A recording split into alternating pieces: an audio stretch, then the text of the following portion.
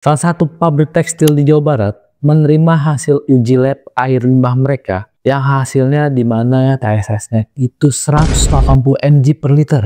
Padahal peraturannya sudah jelas pada Permen LHK nomor 68 tahun 2016 itu tentang baku mutu air limbah yang dimana TSS-nya itu maksimalnya 50 mg per liter. Artinya 3 kali lebih naik dari baku mutu standarnya.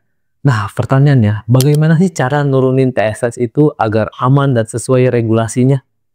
Mari kita bahas.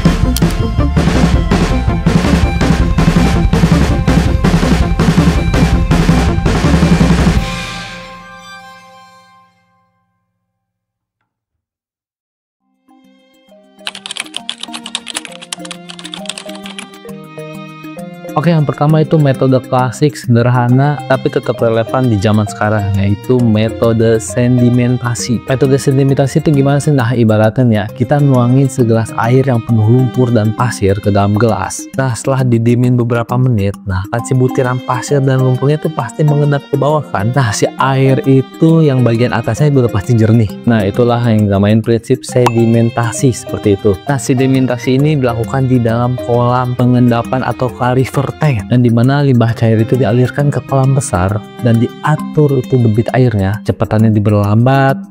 Kenapa diperlambat? Karena agar si partikel besarnya itu bisa mengendap di bawah di dasar. Nah, si lumpur hasil endapannya ini dikumpulkan lagi dan diolah lagi, itu menjadi sludge. Nah, kelebihan pada metode ini apa sih? Udah pasti udah murah sama mudah dioperasikannya lah kalau metode ini tuh. Dan metode ini tuh efektif untuk partikel yang besar-besar. Tapi kekurangannya ini nggak maksimal di partikel halus atau koloid. Dan kekurangannya itu ini butuh lahan yang luas lah untuk kolam yang besar. Nah, dengan proses sedimentasi ini bisa menurunkan TSS sebesar 30-50%. Itu dengan menggunakan prinsip yang tadi, yaitu prinsip gravitasi. Nah, tapi pertanyaannya bagaimana dengan partikel halus yang tetap bandel dan melayang terus tuh?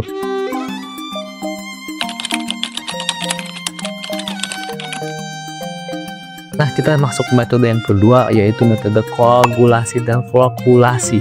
Sedimen itu kan kayak membiarkan partikel berat itu jatuh ke dasar ya. Nah, si koagulasi dan flokulasi ini membantu partikel ini agar mau menempel dan jatuh lebih cepat lah. Nah, kita masuk ke koagulasi dulu. Kan si air limbah ini kan banyak partikel koloid ya. Pokoknya partikel ini tuh ukurannya kecil lah, kurang dari 1 mikron. Nah, si koloid ini punya muatan listrik yang membuatnya tuh saling tolak menolak lah ibaratnya tuh, sehingga partikel ini tuh nggak mau mengendap nih. Nah, si koagulan ini itu adalah bahan kimia yang dicampurin ke air untuk menetralkan muatan tersebut tuh. Nah, jadi pas muatannya udah hilang, partikelnya kan jadi nggak stabil nih, otomatis jadi mudah untuk menempel satu sama lain tuh muatan. Kalau flokulasinya, itu setelah si koagulan tadi bekerja tuh, partikel kecil yang enggak stabil tadi tuh itu digabungkan dengan bantuan flokulan. Nah, flokulan itu bisa berupa polimer sintetis atau alami yang membuat partikel menempel jadi gumpalan lah, jadi ngeflok gitu lah. Nah, gampangnya tuh ibarat kalian naburin tepung ke dalam air. Nah, kalau dibiarin tuh tepung pasti akan tetap melayang. Tapi kalau ditambahin lem cair coba, lem cair itu ibaratnya flokulan lah. Butiran tepung pun jadi saling lengket menjadi bola-bola, udah pasti otomatis tenggelam kan, mudah untuk tenggelam lah ibaratnya. Nah, kelebihan dari metode ini tuh yang pertama sangat efektif untuk partikel-partikel kecil atau yang halus. Nah, metode ini bisa menurunkan TSS 80-90%. Tapi kelemahannya di sini tuh udah pasti harus beli bahan-bahan kimia yang diperluin dan perlu operator yang tepat yang tahu dosisnya lah untuk menggunakan bahan-bahan kimia tersebut tuh.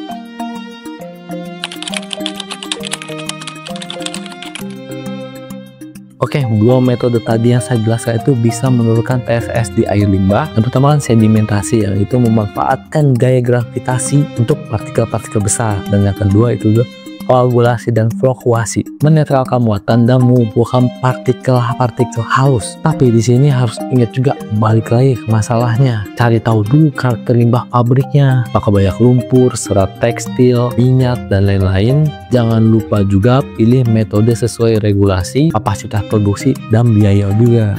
Dan yang paling terpenting menurut saya itu harus ingat juga kalau semua metode ini hanya bisa berjalan kalau kita tuh tahu bahan apa aja sih yang harus diperlukan, bahan apa aja sih yang harus dipakai, bahan kimia atau organik. Nah, itu yang kita akan bahas di episode selanjutnya.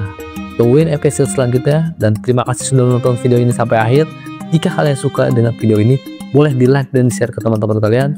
Sekali lagi terima kasih. Assalamualaikum warahmatullahi wabarakatuh.